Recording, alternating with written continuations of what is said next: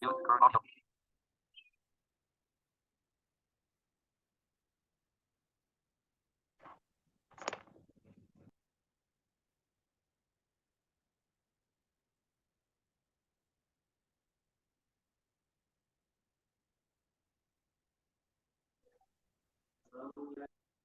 Assalamualaikum warahmatullahi wabarakatuh.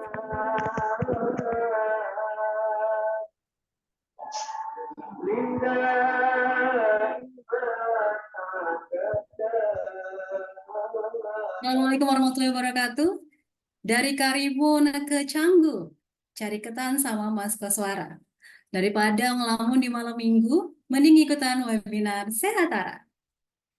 Halo, selamat malam teman-teman Sehatara semuanya. Gimana kabarnya nih? Semoga selalu dalam keadaan sehat dan bahagia ya. Terima kasih atas kedatangan teman-teman semua pada malam hari ini di webinar yang diselenggarakan oleh Sehatara, Kesehatan dalam Kesetaraan pada hari Sabtu tanggal 17 Mei tahun 2024. Bersama saya, Rifka Aprilia yang akan memandu webinar pada malam hari ini. Teman-teman Sehatara, webinar malam hari ini merupakan rangkaian dari webinar pernikahan membangun hubungan yang sehat. Adapun webinar ini terdiri dari dua sesi yang melihat membangun hubungan sehat dari aspek medis dan aspek psikologis. Nah, untuk aspek medis telah dibahas sebelumnya pada bulan Maret lalu. Untuk itu malam hari ini kita akan fokus pada aspek psikologis. Teman-teman sehatara semua, mengapa sih webinar malam hari ini penting nih untuk kita ikuti bersama? Tentunya karena ada beberapa fakta yang akan saya jabarkan yang tentunya sangat mengejutkan sih. Jadi, Badan Pusat Statistik mencatat adanya tingkat perceraian di tahun 2023 sebanyak 460.000 kasus. Sementara Komnas Perempuan mencatat adanya kasus kekerasan sebanyak 400.000 di sepanjang tahun 2023. Nah, kedua fakta ini menyadarkan kita bahwa persiapan pernikahan merupakan hal yang sangat penting dan sangat krusial untuk kita sadari bersama bahwa dengan adanya kesiapan pernikahan, maka akan menekan tingkat konflik dalam pernikahan, kekerasan dalam rumah tangga, perselingkuhan, hingga perceraian. Lalu, bagaimana kesiapan mental dan psikologis yang baik untuk pernikahan, serta apa saja nih masalah yang kira-kira akan dihadapi dalam kehidupan berumah tangga. Lalu, apa saja hal-hal yang sebaiknya dibicarakan kepada pasangan sebelum menikah? Semua pertanyaan itu tentu saja akan kita cari jawabannya dalam webinar malam hari ini.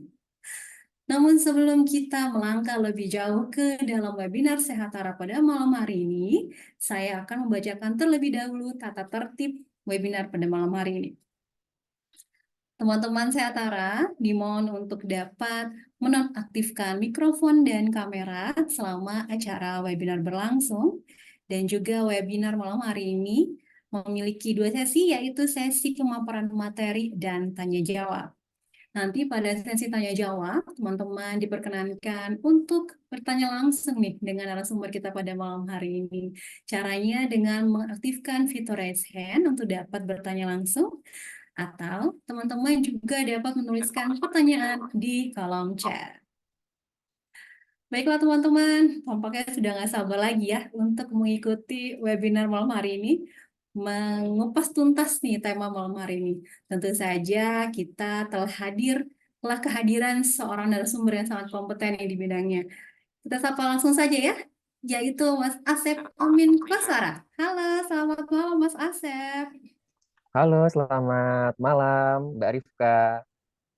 Halo Mas Asep, gimana kabarnya nih Mas Asep? Alhamdulillah kabar aku baik sekali ya hari ini dan sangat semangat tentunya Mbak Rifka. Gimana Mbak Rifka kabarnya hari ini? Alhamdulillah sehat. Dengar-dengar nih Mas Asep lagi ada di Papua ya Mas Asep ya? Iya, betul banget. Betul banget Mbak Rifka. Wah, luar biasa nih. Kita terpisah jarak dan juga waktu kurang lebih 2 jam ya Mas Asep ya. Di sana udah malam banget nih kalau gitu. Iya, betul. 2 jam lebih cepat Mbak Rifka lebih tepatnya. dan Mas Asep terlihat terdengar masih semangat nih. Kalau gitu, saya izin Mas Asep ya untuk memperkenalkan Mas Asep kepada teman-teman Sehatara yang telah hadir di ruang Zoom pada malam hari ini. Ya, teman-teman, narasumber kita malam hari ini adalah Mas Asep Amin Koswara, Magister Psikologi, yang merupakan seorang psikolog klinis dari Universitas Gadjah Mada dan juga berpengalaman nih sebagai koordinator program kesehatan mental pada kesehatan masyarakat dan pengendalian malaria di International SOS Freeport Site. Dan Mas Asep juga berpengalaman dalam hal psikoterapi yang meliputi terapi perilaku kognitif, lalu ada hipnoterapi dan juga psikologi humanis. Nah, untuk itu kita langsung saja nih, kayaknya langsung memaparkan materi karena teman-teman sudah nggak sabar lagi nih untuk mendengar pemaparan materi dari Mas Asep karena malam hari ini sangat menarik nih Mas Asep tentang pernikahan nih. Kalau pernikahan itu sebenarnya aspek yang sangat menarik, tapi juga banyak hal-hal yang agak serem ya kayaknya Mas Asep. Bener nggak sih Mas Asep? Karena di satu sisi mungkin orang tuh ingin sekali menikah, namun di sisi lain tuh kayaknya banyak banget ya pemberitaan negatif di luar sana tentang pernikahan yang diberitakan oleh media nih, dari selebritas tanah air maupun mancanegara. Bener nggak sih Mas Asep? Iya, betul banget Kak Rifka ya. Banyak isu ya, bahkan berita bahwa pernikahan itu kayaknya menyeramkan Mbak Rifka ya. Tapi nanti kita lihat apakah semenyeramkan itu atau ternyata ada hal-hal positif yang bisa kita dapat. Gitu. Nanti kita bahas lebih lengkap lagi Mbak Rifka. Oke, siap kalau gitu. Saya silakan langsung Mas Asep untuk memaparkan materi. Silakan Mas Asep. Baik, terima kasih Mbak Rifka. Malam teman-teman semua ya. Gimana kabarnya juga eh, baik di sana ya. Dan salam sejahtera tentunya untuk kita semua gitu ya. Saya izin mungkin dibantu dengan operator untuk bisa share screen.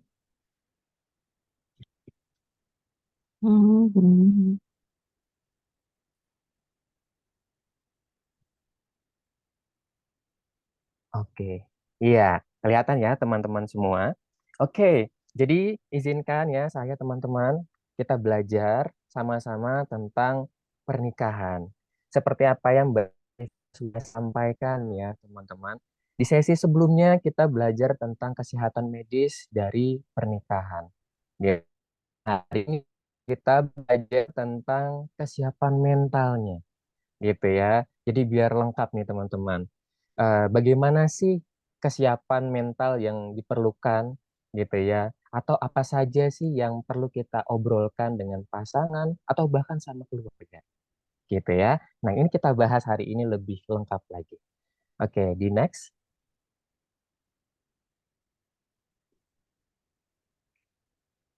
Oke, sebelum kita lebih dalam membahas ya teman-teman. Nah, ada 4 pembahasan hari ini yang mungkin teman-teman dikasih nih kisi-kisinya ya. Yang pertama, definisi dan tujuan pernikahan. Kita perlu tahu nih teman-teman, sebenarnya untuk apa sih kita menikah gitu ya. Yang kedua, kapasitas psikologis atau mental yang diperlukan untuk kita supaya siap menikah. Gitu. Yang ketiga, hal-hal apa saja sih yang perlu kita bicarakan ya sebelum kita melanjutkan ke sesi yang lebih serius yaitu pernikahan gitu ya. Nah, yang keempat, kira-kira permasalahan apa aja nih ya yang biasanya ditemukan di dalam pernikahan gitu ya. Tadi Mbak Rifka sempat sampaikan sedikit ya tentang perselingkuhan dan sebagainya. Nah, kita kita bahas lebih jauh lagi gitu ya. Next.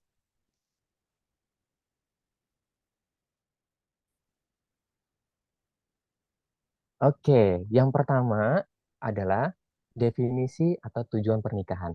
Nah, sebelum kita bahas lebih jauh tentang ini, aku mau tahu nih pendapat dari teman-teman semua yang ada di sini. Menurut teman-teman nih, apa sih pernikahan gitu ya? Menurut teman-teman, pernikahan itu seperti apa? Apakah resepsinya gitu yang penting ya eh, atau berkomunikasi dengan sharing pengalamannya atau mungkin pendapatnya di kolom komentar gitu ya. Nanti kita bahas lebih jauh lagi. Menurut teman-teman kira-kira apa nih pernikahan itu?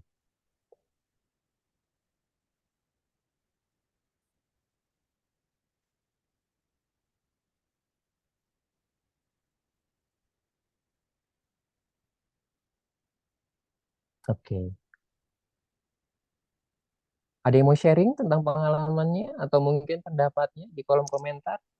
Oke, ada nih dari Kak Siti ya, saling melengkapi satu sama lain. Wah, ini luar biasa ya. Jadi saling melengkapi, membangun bersama keluarga kecil. Wah, jadi saling melengkapi dengan keluarga ya. Oke, good. Ada lagi dari teman-teman yang lain,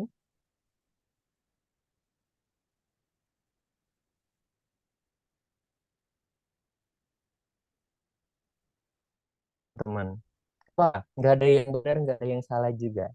Nggak ada yang salah loh hitungannya ya. Oke, silakan nanti berkomentar gitu ya. Nanti kita bahas sama-sama.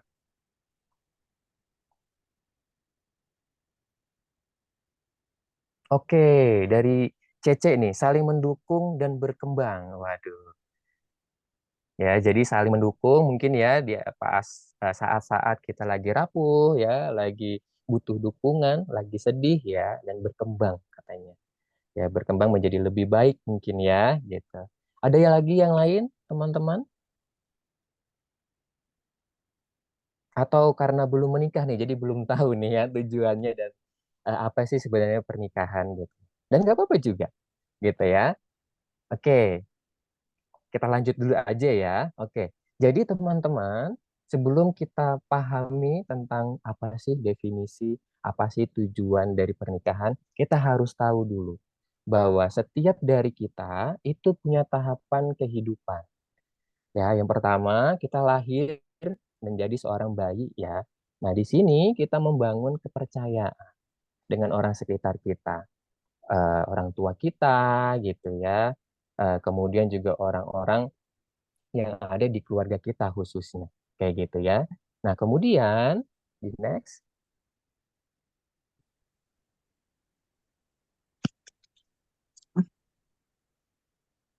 Oke, nah kita masuk ke usia anak-anak. Usia 2 sampai 11 tahun di mana kita mulai belajar, teman-teman, membangun kemandirian, kemauan ya, mau bermain, mau untuk komunikasi gitu ya. Dan kemampuan berpikir kita mulai meningkat gitu ya. Kemudian next. Nah, yaitu 11 sampai 20 tahun. Nah, kita mulai cari tentang sebenarnya siapa sih diri kita ya, membangun identitas. Apa sih yang kita suka gitu. Apa sih kita ya? Nah, itu semua ada di fase remaja. Dan kemudian masuk ke fase selanjutnya, next, yaitu fase dewasa. Nah, di sini di usia 21 sampai 6 tahun, kita mulai membangun sebuah hubungan yang lebih intim, lebih dekat, khususnya dengan satu orang biasanya, gitu ya. Nah, kemudian di atas 60 tahun, Halo Mama. next, Iya,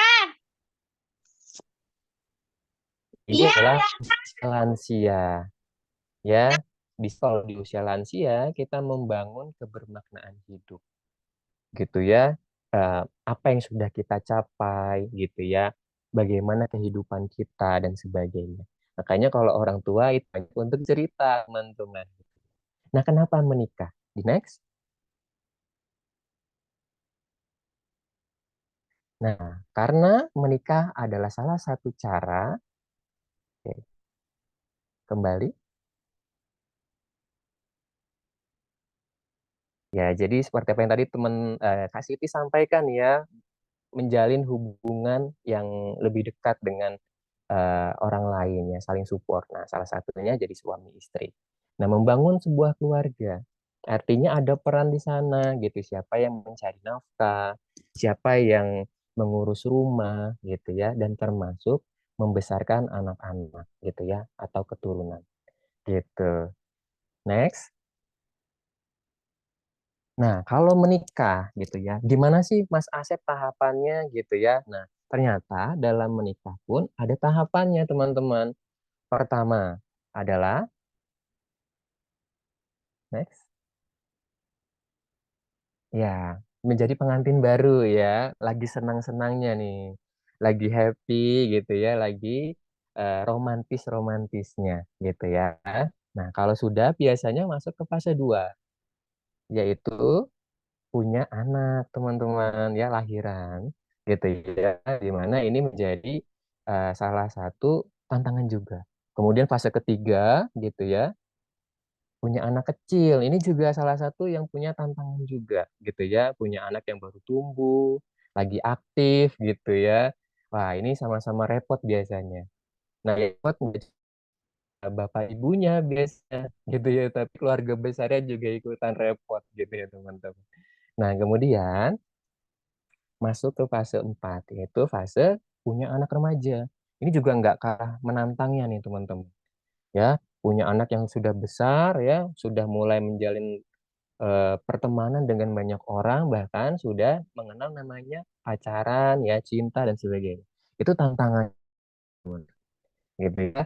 Nah, masuk ke fase terakhir yaitu fase ya keluarga lansia. Biasanya sudah punya keluarga masing-masing, tinggal kita sama pasangan gitu ya. Nah, ini juga punya tantangan tersendiri biasanya gitu ya. Next. Nah, sebenarnya kapasitas psikologis yang dibutuhkan untuk siap menikah itu seperti apa sih, Mas Asep? Gitu ya. Apakah kita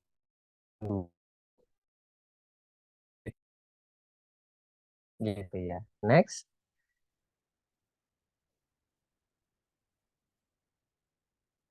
Nah, teman-teman ya, ada satu hal yang teman-teman lah komponen cinta.